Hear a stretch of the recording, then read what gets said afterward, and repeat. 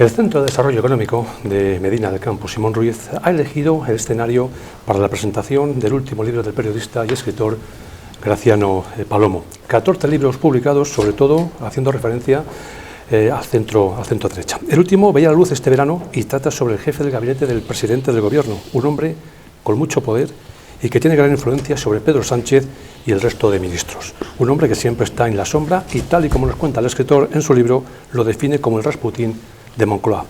Iván Redondo, el manipulador de emociones, un libro donde el protagonista no deja muy bien, no sabe cuando muy bien parado. Graciano Palomo, buenas tardes. ¿Qué tal? Encantado. ¿Qué le motiva a escribir sobre la figura, sobre la persona de Iván Redondo?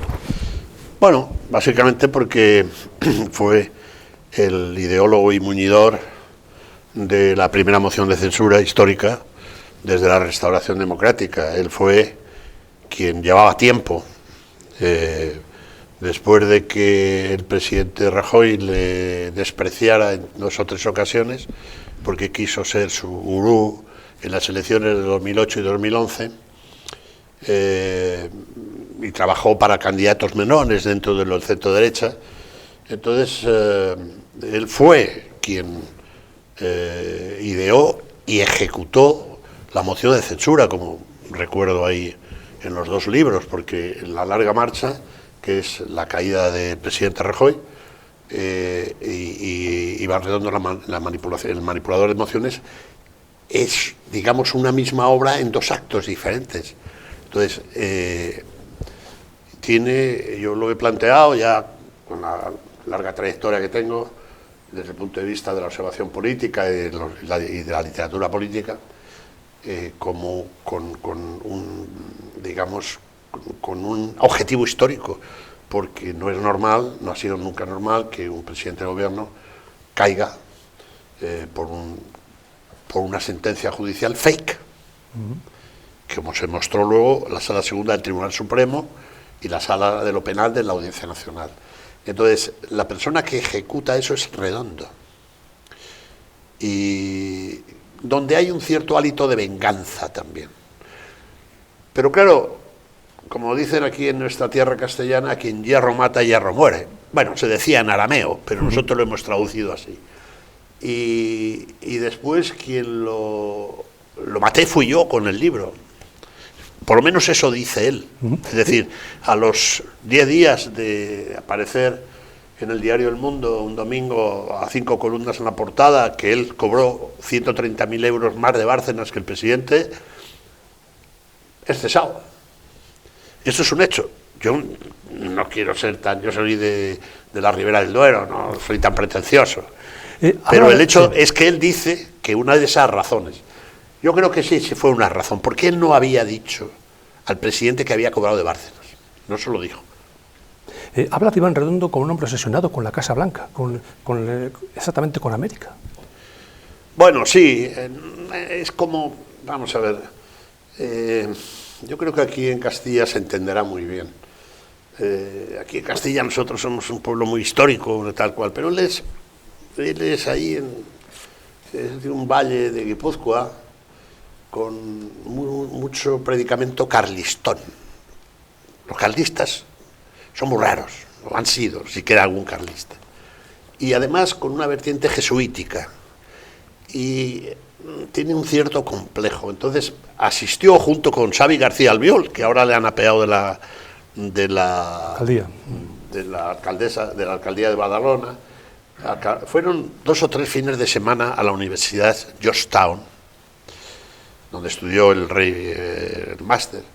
Y entonces que yo creo que ni hablaba inglés, pues se tira el pegote, y desde luego se ha visto las series, y gran parte de esas frases que ha venido durante 3 años repitiendo el presidente del gobierno, y algunos actos que ha hecho de esos que asombraban al mundo, son una copia literal de Netflix.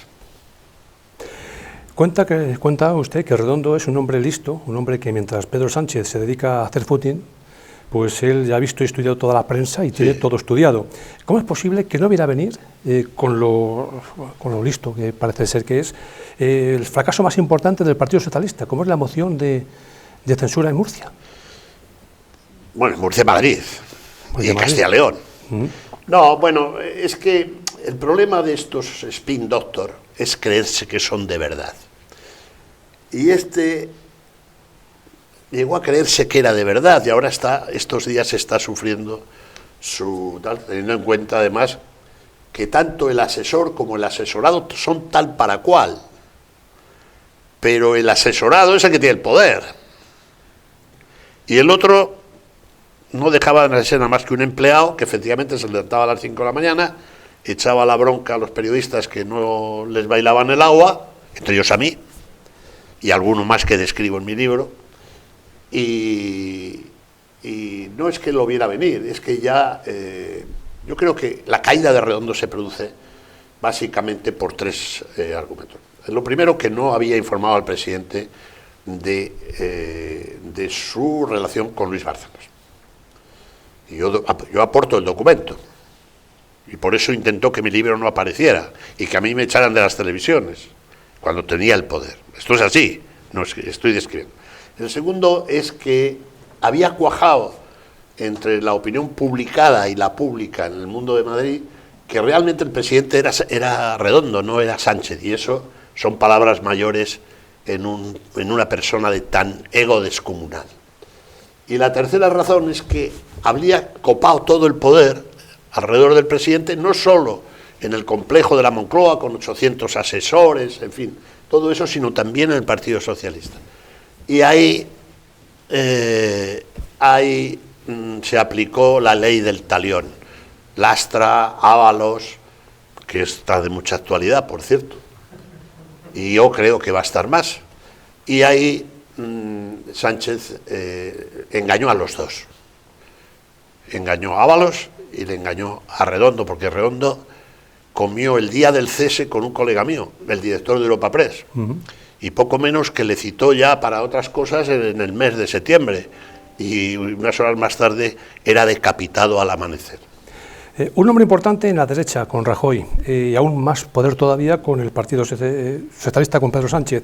¿Cómo se puede explicar esto? Que haya estado bailando en las dos aguas. Bueno, su obsesión, antes y ahora, era dirigir la campaña de un candidato del centro-derecha. ¿Por qué? Porque los carlistas son así. Es decir, no lo sé, pero está obsesionado y sigue obsesionado con eso. Es verdad que cuando él dirige la campaña en Badalona de Xavi García Albiol, en Génova, que entonces estaba en la oposición, la planta séptima, el jefe de gabinete del presidente Rajoy es Jorge Moragas, un diplomático, por cierto, y embajador en Filipinas. Y Jorge Moragas, como buen catalán, pues no quería líos, y este hizo una campaña durísima con Albiol, hasta tal punto que la prensa de izquierdas, que unos años después le subía a los altares, le llamaba xenófobo, ultraderechista, en fin, todas estas cosas que ya sabemos que tal cual. Y él insistió mucho en hacer la campaña del 2008 y del 2011 con Rajoy. Pero, en primer lugar, Jorge Moragas, Pedro Arriola y Carmen Martínez Castro les impidieron. Y ahí le quedó un profundo resentimiento. Tanto hablar de él en el libro, de destacar lo relevante que es el dar la vuelta a las encuestas, le ha convertido pues casi en imprescindible, ¿no?, para el gobierno. Tanto hablar de él en el libro le está bueno, todo esto cambia mucho, porque ahora no le pueden ni ver. Se ha convertido en un auténtico apestado. Bueno, son cosas de una izquierdona que todavía no se ha enterado que hace 33 años cayó el muro de Berlín. Como analista político, se va a cumplir un año desde que en este lugar que nos encontramos, precisamente inauguraba el ministro José Luis Ábalos, después de ser protagonista en las últimas horas en un año complicado. ¿Cómo le ha cambiado a José Luis Ábalos la vida en estos 365 días, desde que estuvo aquí a fecha de hoy? Bueno, yo diría que se lo ha cambiado en los últimos 3 días, cuando nos hemos enterado de una parte de por qué le cesaron, ¿no? Si hay que creer a Getty Garat, y yo la creo, que durante la pandemia, con 45 millones de personas confinadas, con multas brutales de 1,5 millones de multas porque no llevabas mascarilla o porque te ibas a tu pueblo a ver a tu madre. Y resulta que el número 2 de facto del gobierno se reunía en paradores, en habitaciones llenas de putas, con perdón. Es que esto es muy serio, no sé si me explico. Entonces, pero es que es todavía más serio. Yo creo que ahora lo que nos vamos a divertir es porque, según las informaciones que yo tengo, y las tengo buenas, con perdón, también, él le ha dicho al nuevo Rasputín de la Moncloa, que es Félix Bolaños, todos estos son especialistas en apuñalar a sus jefes, porque Félix Bolaños apuñaló a Redondo y a Ábalos. Entonces le ha dicho, después de lo que se ha publicado, de esto que cuento de cosas, que él también conoce cosas. Y yo creo que puede ser muy divertido, que nos enteramos si realmente lo del affair de la Delsi, las maletas y todo eso, recibió una orden de su presidente, o si sirvieron para financiar, qué cosas se financiaron o cómo se sucedió. Yo creo que estamos a punto de conocer, que nos vamos a divertir, vamos. 14 libros, hablando sobre Casado, ahora sobre Iván Redondo. ¿El próximo? Bueno, antes quería hacer, en La larga marcha, son 600 páginas, cuento cómo cayó Rajoy la noche del Aray, que no fue precisamente una noche para presumir de nada, sinceramente un presidente que había salvado a España de la intervención, aquello fue muy deplorable, sinceramente muy deplorable, y lo he contado por primera vez con todo lujo de detalles. Y quiero decir que en esa caída que dejó al centro derecha tambaleándose y el partido estuvo a punto de dejar de existir, se dio paso a una nueva generación que encabezaba Pablo Casado, que, visto lo que había visto, y las luchas entre las dos principales damas, por cierto, nada honroso, ni para una ni para la otra, ahora están arrepentidas, pero dio pie a una nueva generación de gente joven, aquí tenemos algunos dirigentes, que bueno, han dado la vuelta a la situación y hoy día el Partido Popular es y tal. Pero Casado, 10 días antes de ser elegido, bueno, no digo 10 días, unos días antes de empezar la campaña, había decidido abandonar la política, lo cuento ahí, y había fichado con sede en París una multinacional industrial de origen indio y ya tenía colegio para los niños. Y fue el secretario general, a través de los algoritmos, que le dijo, no te vayas porque vas a ganar, porque las dos damas están peleadas, pues tal cual. Y quería decir... ¿y qué me... Sí, le he preguntado, ¿el próximo? ¿Ya está pensando en él o no? Bueno, ahora, como dicen los clásicos, voy a agotar el papel. Porque escribir un libro de estos con tanto dato y tal, estoy novelado, es como un thriller y tal y cual. Y luego estamos viendo la posibilidad de convertir los dos, tanto La larga marcha que eso, en una docuserie de Netflix, al estilo de Borgen y House of Cards y tal. O sea que los de la Ribera del Duero somos gente aprovechada. Iván Redondo, el manipulador de emociones, top en ventas, en marcha la 4ª edición y generando una expectación enorme a los lectores. Y hoy se presenta precisamente en Medina del Campo. Gracias, Palomo, muy amable por contar nuestra entrevista. Muchas gracias. Gracias. Hoy estamos aquí para presentar el libro Iván Redondo, el manipulador de emociones, y también La larga marcha, de Rajoy a Casado. Esta tarde tendremos la oportunidad de profundizar en los vericuetos del panorama político, y también Graciano pues desgranará las distintas cuestiones del panorama nacional con la presencia de todos ustedes, ¿no? que para mí es un honor que hayamos podido venir y contar con todos ustedes.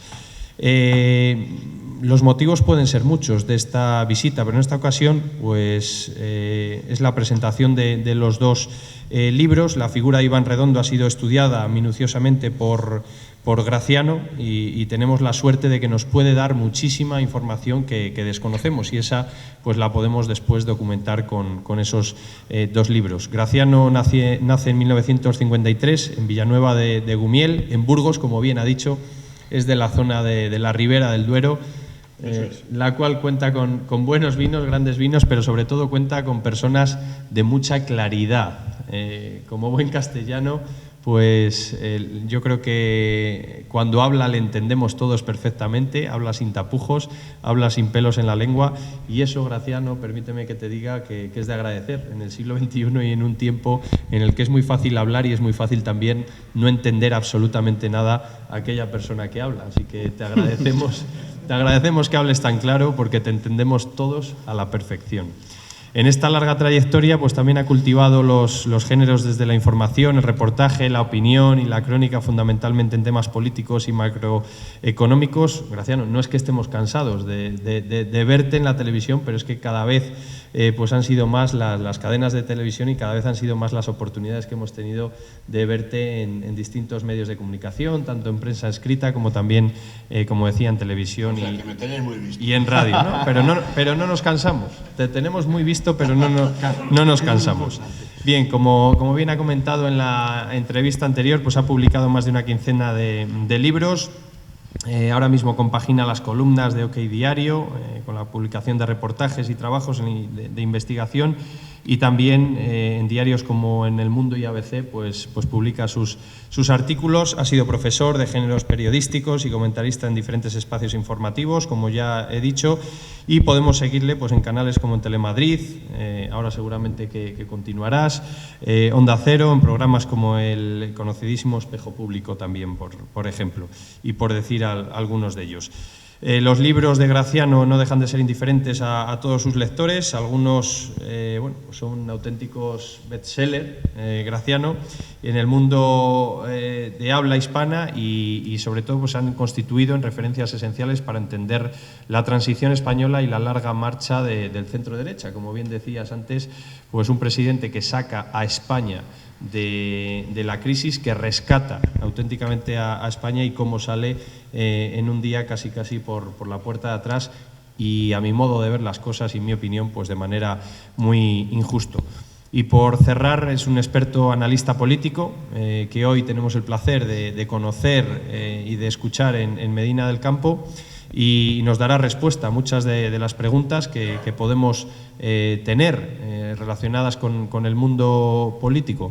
Por lo tanto, yo no me alargo más y cederé la palabra a mi amigo y a mi compañero José Ángel Alonso, para que pueda tener también pues unas palabras dirigidas a Graciano. Graciano, repito, juegas en casa, Medina es tu casa. Muchísimas gracias por estar con nosotros, y desde luego que no sea la última. Hoy es una noche fría, lluviosa y demás, pero te esperamos otro día con más calma para conocer el Castillo de la Mota, el Palacio Real Testamentario donde muere Isabel la Católica, y todo nuestro patrimonio, porque, como te digo, Medina te aprecia, te quiere y te escucha mucho y te hace caso. Bueno.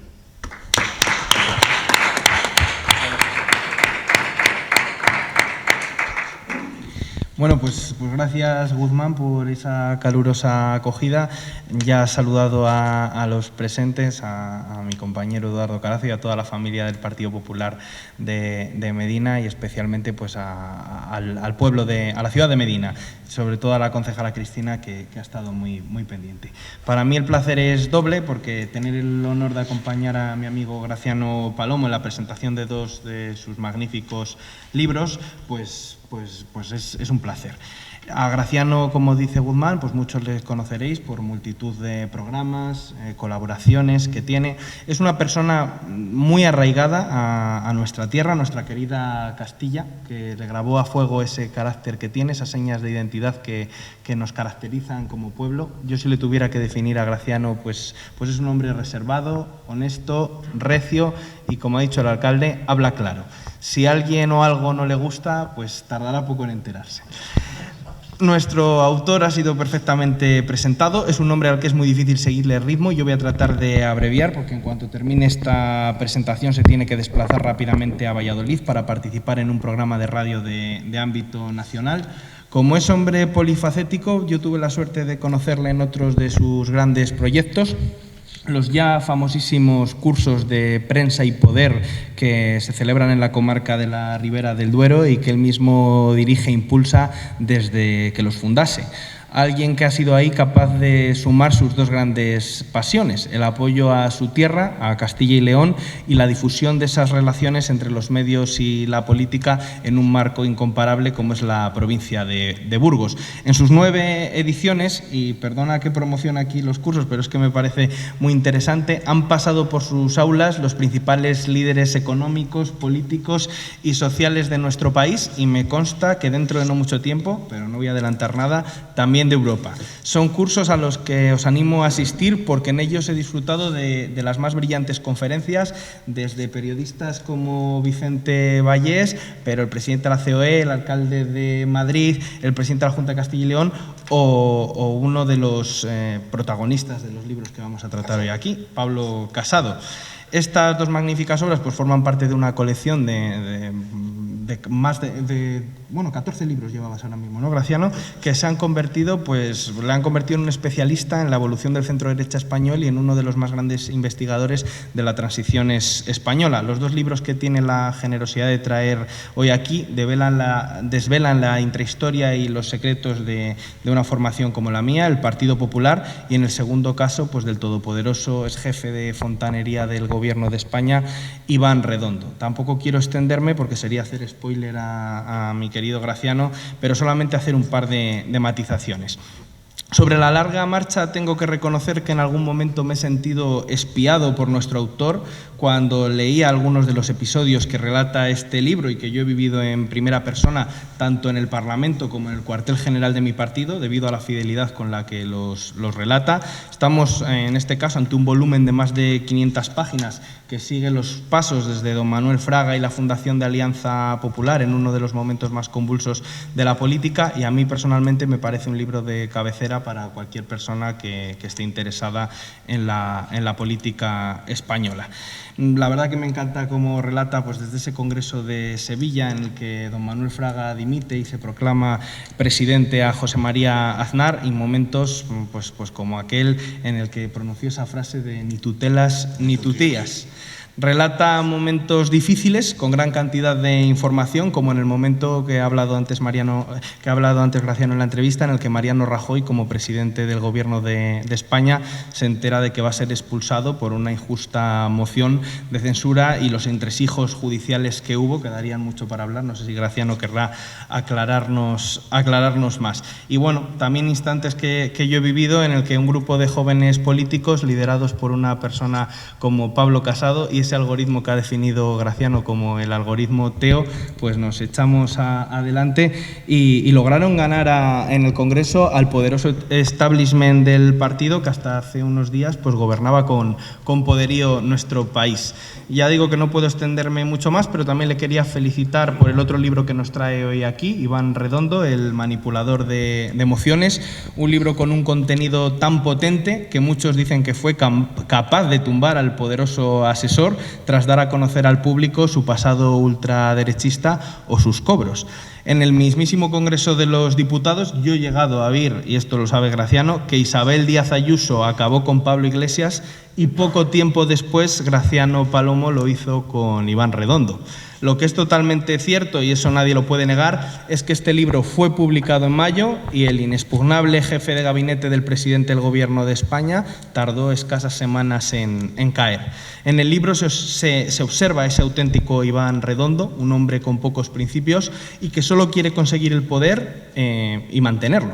Pasó de asesorar a mi partido en el País Vasco, Albiol, a Monago, a encabezar esa moción de censura que acabó con el poder del Partido Popular. Y es un libro que la verdad que consigue viajar a esos más hondos secretos de Iván, que no sé si estará muy contento contigo, Graciano. Merece la pena, la verdad, comprarlo porque, bueno, yo creo que desvela si Iván es tan inteligente como nos han vendido o si es un vendehumos profesional. Y nada, concluyo dándote la enhorabuena porque yo me he leído los dos libros con mucho gusto, admirando el increíble trabajo de investigación que hay detrás de las casi 1000 páginas que suman entre las dos obras. Un contenido y oye, al autor el día que presenta un libro hay que alabarle, pero lo digo de verdad, un libro que está al alcance de una persona pues con contactos y amigos en todas las instituciones y sobre todo que lleva 40 años en el ejercicio ininterrumpido de una larga acreditadísima carrera profesional en el periodismo y que ha trabajado con mucha imparcialidad. De otra forma, toda esa información no podría estar hoy aquí. Enhorabuena, sé que está siendo un éxito en las ventas y supongo que con el boca a boca y entrevistas como la de hoy, pues lo va a ser aún mucho más. Agotaremos el papel. Muchísimas gracias. Para mí Medina del Campo no es Marrakech, en el sentido de que lo siento muy cercano. Es decir, por paisanaje, por historia, me he leído todo, por el Castillo de la Mota y porque aquí murió y vivió y era su sitio preferido, quizá la mujer más importante de la cristiandad, por entendernos, avanzada en todo, avanzada en todo. Cuando ahora se echa un vistazo 500 años atrás, causa risa alguna de las cosas que tenemos que oír o ver de las que de una manera totalitaria quieren plantearse como las cuestiones o la representación de la mujer. Dicho eso, muchas gracias por estar aquí. Es un placer, gracias, alcalde Guzmán. Efectivamente, ahora de perfil me acuerdo de lo del Café de Oriente. Tengo una memoria subversiva y no creas que eso es fácil en los tiempos que corren. Y a mi amigo José Ángel, alcalde de Villalón de Campos, y a todos ustedes que han venido, el otro diputado, que creo que es por Burgos, no por Valladolid, no lo conocía, Edu, y muchísimas gracias. Bueno, voy a ir por corto y por derecho, porque efectivamente luego me tengo que ir a un programa en el que me gano la vida y espero hablar de mi visita hoy a Medina del Campo. Cuando yo me planteé hacer el primer libro, La larga marcha, y hay un hilo de continuidad entre uno y otro, fue porque, a pesar de mi experiencia como informador parlamentario y como analista político, fui sorprendido. Fui sorprendido en lo que nadie podía pensar, que el Partido Socialista, como pieza clave del engranaje de lo que habíamos visto durante la transición, pudiera acceder al poder con 82 escaños, o 81 creo que tenían, después de que hubieran arrojado por la ventana el 1 de octubre a su secretario general.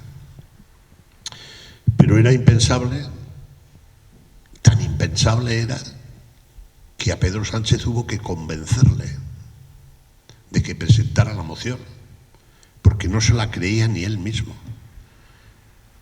Y ahora voy. ¿Quién le convenció? El Rasputín. Y hubo que convencerle muy seriamente, o sea, porque decía, no, ¿dónde voy yo? Me acaban de tirar con deshonor por la ventana de Ferraz. Tengo 81 escaños, me tengo que aliar con lo mejor de cada casa. Las encuestas me dan tal cual. Y yo aposté con una periodista de Sahagún que me ganó 100 euros. Y desde entonces esa periodista de Sahagún se cree que es mejor periodista que yo. Y yo creo que ella dijo, va a salir, y yo dije, es imposible. ¿Cómo alguien en su sano juicio podría pensar que un partido jacobino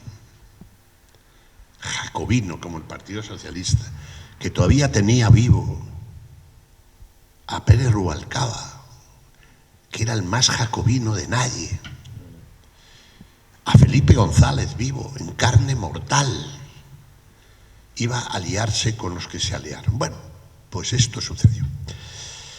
Ahí decidí escribir el libro porque yo, a estas alturas de mi vida, lo que me interesa es dejar algo para la historia, y eso era un acontecimiento histórico. Y tengo que ir muy rápido porque se me vienen muchísimas cosas. ¿Por qué es histórico la moción de censura? Porque de una manera abrupta, desgarradora, cambia el 1 de junio del 2018, de una manera brutal, cambia el destino de la cuarta potencia de Europa. Y hasta tal punto es así que hasta hoy mismo lo vemos, 3 años y medio después. El país, la España de Rajoy, después de haber salvado la intervención, llevaba un marchamo de crecimiento económico, de una cierta estabilidad, había formalizado pactos con el que tuvo la culpa. Esto se lo he dicho yo a él. O sea, yo no les digo a ustedes nada que no se lo pueda decir a los protagonistas mirándose a los ojos. Albert Rivera es el gran culpable de la moción de censura. Y por cierto, yo creo, sinceramente, que si el presidente Casado, como es de lógico y de natural, llega a formar gobierno, Rivera tendrá un lugar. Pero esto no es información, es opinión. Te ha faltado que en los cursos de verano de este año también estuvo Rivera. Y por cierto, y hablando de eso, y como los americanos dicen que hay que reírse un poco de vez en cuando, José Ángel va a los cursos de verano porque tiene el mejor vino del mundo. No se vayan ustedes a creer que es por la intelectualidad suprema que hay desvelada. Se produce un hecho histórico, la caída por primera vez desde la restauración democrática de un gobierno que había formalizado un acuerdo con el Partido Nacionalista Vasco de los presupuestos y con una perspectiva de crear 20 millones de puestos de trabajo, con lo cual le insuflaba para poder ganar las elecciones cuando tocaba. Yo no creo ya que con Rajoy, porque Rajoy estuvo pensando en no presentarse en el 2015. Bien, eso es histórico. Y es histórico que por primera vez en el centro derecha en España, lo voy a decir, los hijos y nietos, pero sobre todo los nietos de los vencedores de la guerra civil, que habían olvidado en beneficio de los españoles la guerra civil y sobre todo la victoria, inician un proceso de democratización interna liberal, eligiendo una nueva generación que después de 30 años no se había producido en el centro derecha con el PP. El Partido Popular, que ya formaba parte y lideraba en Europa la gran formación en el que caben los demócratas cristianos, los liberales y los conservadores democráticos y los socialdemócratas en algún aspecto. Bueno, eso es el libro.